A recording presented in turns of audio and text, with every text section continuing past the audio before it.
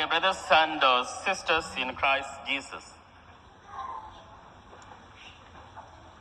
through the readings, Mother Church warns those who focuses and sets his goal to amass wealth as his or her existence. First reading, we heard Prophet Amos, how he, being a prophet of social justice, warns and condemns those rich Jews who seek wealth and pleasure at the cost and the expense of the poor. And the second reading, how St. Paul writes to Timothy to seek and pursue the virtue of the commandment of love instead of wealth and pleasure. He says to share the resources and the wealth with others, especially with the needy and the poor. And the gospel we heard the parable of the rich man and Lazarus. Through this parable, Christ sends a strong signal of warning to the Pharisees who forgot to care the poor and concentrated on amassing wealth.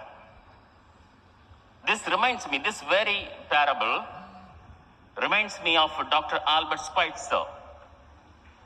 It has really happened in his life. Let me begin with who is Dr. Albert Schweitzer. Born in Germany, 1865, January 14 to be precise. Now in France, part of France. As a child, he was very remarkable in academic excellence. He was gifted child in music and arts. At the age of early 30, he obtained 3 doctoral degrees in philosophy, theology, and in music. Became a good philosopher, a thought-provoking philosopher, and he was inspiring theologian, and he was one of the best then organists. Albert Schweitzer, yet he was always having all this name and fame. Something troubled him. The trouble was nothing but the Western countries, Europe especially, undergoing and experiencing in his time almost a spiritual complacency. Though they were all well equipped with the resources, very intelligent. But he had always experienced a spiritual vacuum. One day, as he was reading this very gospel of Luke chapter 16, verse 19 to 31, this parable of the rich and the poor, he was shaken up. He was having a profound change after reading this gospel, this parable. He, in his reflection, shares that the rich man in the parable is Europe. The poor man, Lazarus, in the parable, you see, he is comparing us, the poor countries in Africa. And mid-30s, he was already in his fame. He was a professor in one of the universities in Vienna, Austria. He takes a radical decision. He says, I leave all these degrees in philosophy, theology, and arts, especially in music. He decides to go and study tropical medicine. 5 years he spends almost, obtains a degree in practicing tropical medicine. And at the age of 38, he decides to move Europe. He reflects this way. I had to leave my purple dress of Europe. I had to leave my white linen of my comfort. I have to leave the bread of the table of my wealth, the comfort. And he leaves everything. He leaves his library. He leaves his profession. He leaves his concert hall, all these event, everything. He lands up in the equatorial tropical area, Africa. in one of the remotest villages at the age of 38, where at this age, men of his time already had established a profound career. But he decides to begin a new chapter. He opens at the edge of the jungle, opens a hospital for the poor and the needy, and serves there almost 47 years and took care. Eventually, over the years, he becomes the emblem of humanitarian service. He was recognized by the West, who left the West for the sake of Lazarus and to find Lazarus in African countries.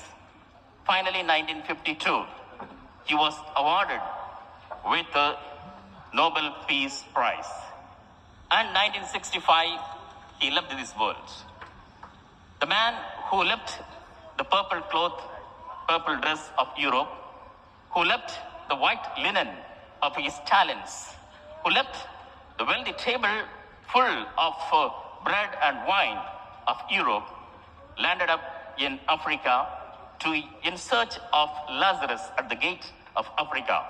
Finally, he was awarded with the Nobel Peace Prize.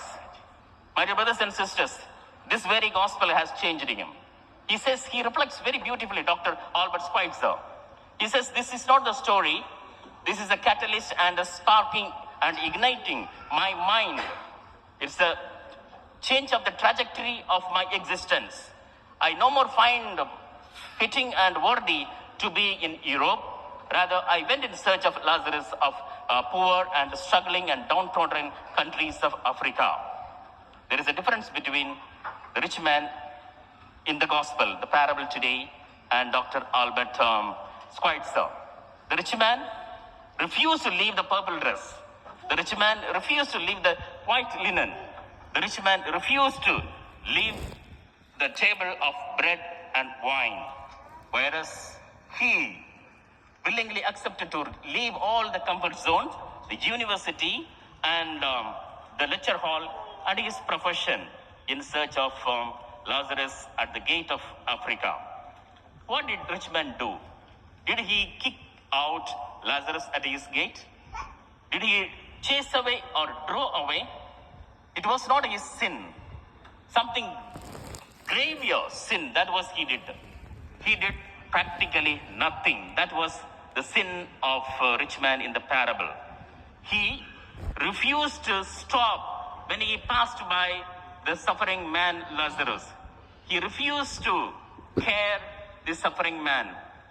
He refused to share his purple dress, white linen, and the table of bread and wine with the suffering man. He did nothing, he ignored. That was his sin. And he had the character, the rich man in the parable had the character of Cain in Old Testament, book of Genesis, who questioned God, am I my brother's keeper? The rich man's character was that, am I my brother's keeper? Whereas Dr. Albert Schweitzer, he reflected that, yes, he is his brother Lazarus' keeper. That is the reason that made him leave the comforts of Europe and landed up in African countries, equatorial African countries. Finally, he was awarded. Let us come back to the gospel. It is Christ who left the richness of heaven and who came to the earth in search of the Lazarus. He left the purple dress of glory. He left the white linen of dazzling transfiguration of the heaven.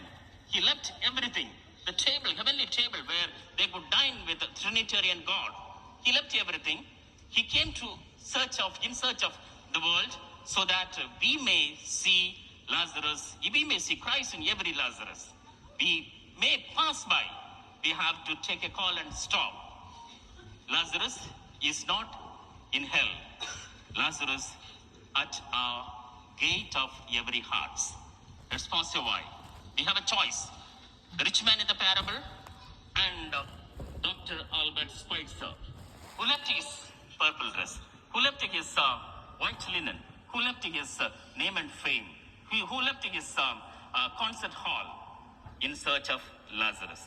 Today, as we have gathered around this table, Christ set an example to leave the purple dress, to leave the white linen, to leave the table full of bread and wine, to care, to love, and to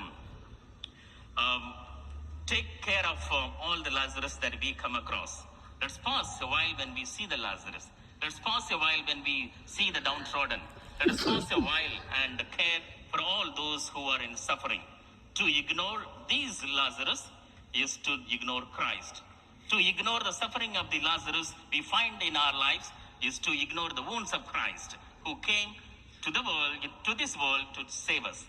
Let's pause a while and be ready to leave the purple dress that we have, to leave the white linen that we have, to leave the table that we have, and be ready to embrace and share with others. Otherwise, it is too late.